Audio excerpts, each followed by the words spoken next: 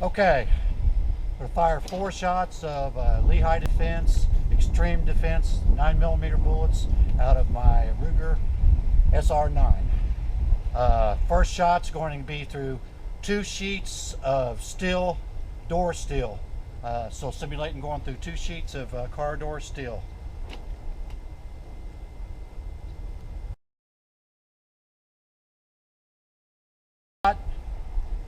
Is going to be through a 1/2-inch sheet of plywood. 1/2-inch sheet of plywood.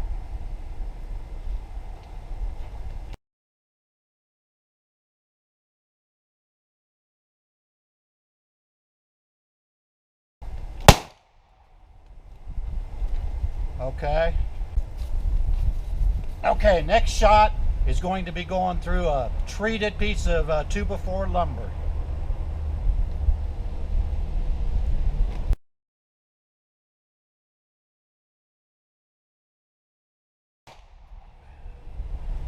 Okay, let me check my... Okay, and the last shot is going through 2 sheets of drywall. 2 sheets of 1/2-inch drywall.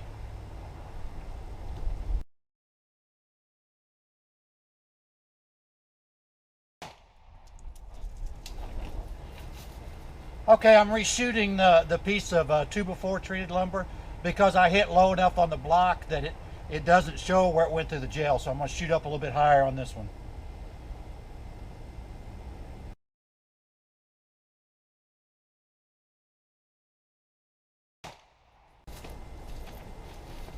Okay, I just bought me a brand new Smith Wesson 460V Magnum revolver today.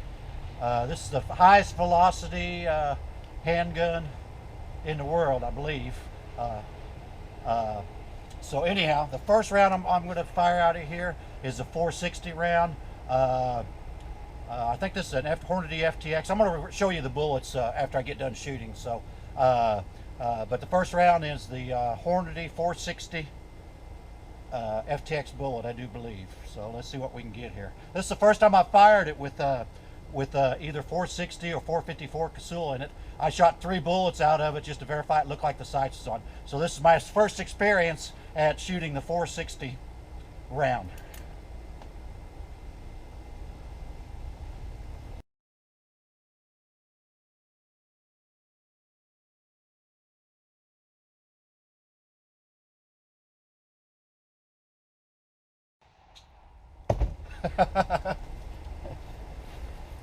Put some hurt.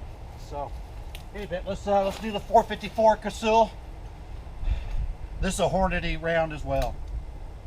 So here we go, 454 Casull.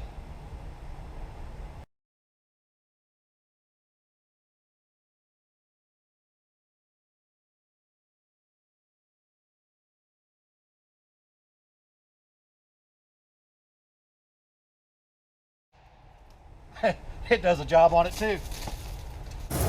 Okay, I'll just show you the shots. That was through the sheet metal, two layers of sheet metal. That was through a 1/2-inch piece of plywood. This was the first shot that I fired on the wood, and it didn't show up in the gel block because it went right underneath the gel block. So I shot a second one right there that got up higher in the gel block. And then that shot was through 2 layers of 1/2-inch drywall. And as you can see, I just barely, I don't know if that's going to show up, I just barely caught the back plate of steel on that one, but it did catch the second layer of drywall. And the 2x4, both of them went through there, and the plywood come in there. Just showing the gel block. Man, this one really blossomed out here at the end, didn't it? Look at that track. That one blossomed out at the end, didn't quite go all the way through the gel block. The bottom went through the wood. Looks like it veered out the side here. Yeah, it's right, and the bullet went right there. So it veered out about 3/4 of the way through the block. The bottom went through the treated lumber, veered off, and wedged into the book. The one that went through the sheetrock left a little bit of a channel here. Still making a fairly good channel. If you look from the side, it kind of feathers in and out as it goes through there, and then it narrows down. And this one went into the book where these blocks bounce around. I'm guessing that's probably the hole for that one, or it could be this one. Who knows? Because I had to readjust the block each time I shot it. The one that went through the 2 sheets of steel, actually a damn good wound path all the way down. It's like that steel didn't even bother it, and then it just had a hell of a fucking explosion there, and went there and embedded in the back of the book. And of course the bottom one that just went through the plywood left just almost no damage path down there. That's this track here, not this one, but this track here. Didn't leave much of a wound path until it come to a stop. Then it kind of gave some turbulence in the gel there. So these things will definitely penetrate the barrier. The one that went through the sheetrock and the metals had a fairly decent wound path. The one that went through the plywood just didn't have much of a wound path. The one that the bottom one here, it didn't have too bad of a wound path after going through that treated 2x4 lumber, but this one come out the side right there and hit the book. So all right, in any event, next I'm going to shoot my 460 Smith & Wesson 460 ammo and a 454 Casull round through here. I'm going to put them two right in the middle of this block. I wanted to show the wound path of these before I shot those two big bullets through it. So in any event, be right back. Okay, before we analyze the block, just wanted to show you the guns. This is a full-size 9mm Ruger. That's big. That's pretty big. I don't even carry this as my concealed carry. I use SR9C if I carry a 9mm because this is too big. But as you can see, the Smith & Wesson dwarfs even that full-size 9mm. It's way bigger. Put that down there. It's just you can see the size difference. But it's good that this is such a big and heavy gun, because along with the air brake, the muzzle brake that it has on the front of it, and the heavy weight, them two rounds really weren't too bad. That's the first time I'd ever fired 460 or 454 Casull, and it wasn't bad at all. To be honest, my little Ruger 387 Magnum pistol hurts my hands more than this did shooting 460s in it. So now here again, you're not going to shoot 460s all day long, or it'll wear your ass out. But the kick's very, very controllable, given because the gun's heavy and it's got a good muzzle brake on it. So in any event, just to give you a reference here, these are the bullets fired today.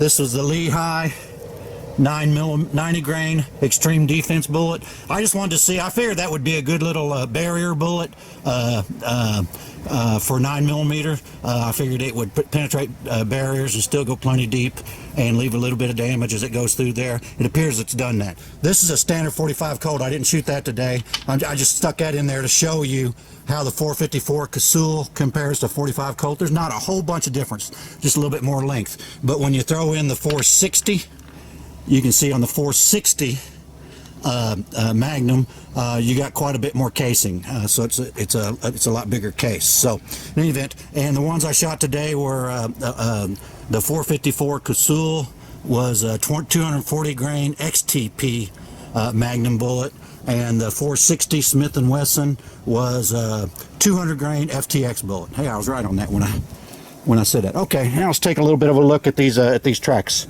I've already showed you the wound path of the 4 Lehigh Defense 9mm bullets. The very top one that you see here, that's the 460 Casull. As you can see from the instance it entered that block, massive wound path.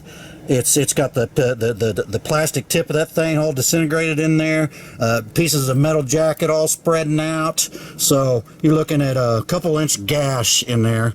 And of course that went all the way through. You still see lead fragments even all the way down here at the end. It went all the way through and exited into the book in the back. The bottom one, let's turn it all the way over to see that one. Now the bottom's a little bit dirty, hard to see. The 454 Casull spread out here, shedded some of its jacket and stuff, Didn't leave near as big a wound path, but it's still a decent wound path all the way back to there. And of course that went all the way through and exited out the back too. Let me see if I can see it Casull a little bit better from this angle. Yeah, you can see it a little bit better. It spread out right when it entered the jail really good, but it dumped most of its shit right there within what, the first 4 inches? First 4 inches, and then just kind of did a medium size wound path down to through here and went all the way through. So either one of those, of course, would drop you in a heartbeat. But as you can see, as much smaller as that 9mm Lehigh Defense is, it does some oscillations throughout that tissue that's pretty wide in comparison into the 454 Casull, considering how much more powerful and bigger of a bullet that is. So you know, for 9mm, these Xtreme Defense I think would work, and barriers don't phase them a bit. But if you want to kill a grizzly bear or Bigfoot, I'd say the 460 does the job. 454 Casull puts a pack on it. I think it had more initial force because it flipped the block higher, I think.